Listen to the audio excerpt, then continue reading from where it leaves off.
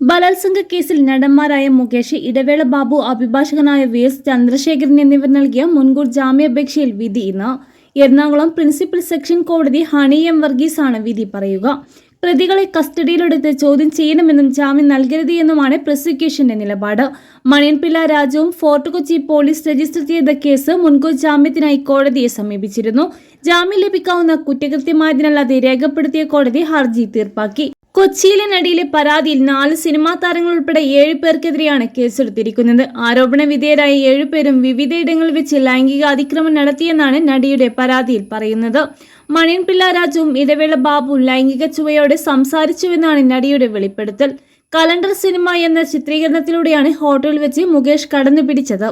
താൻ എതിർത്തതിന്റെ പേരിൽ അമ്മയിലെ തന്റെ അംഗത്വ അപേക്ഷ മുകേഷ് ഇടപെട്ട് തള്ളിയെന്ന് നടി വെളിപ്പെടുത്തിയിരുന്നു. കൂടുതൽ അറിയിപ്പുകൾക്കും വാർത്തകൾക്കും വേണ്ടി ഈ ചാനൽ സബ്സ്ക്രൈബ് ചെയ്യാനും തൊട്ടടുത്ത ബെല്ലൈക്കൺ എനേബിൾ ചെയ്യാനും മറക്കാതിരിക്കുക.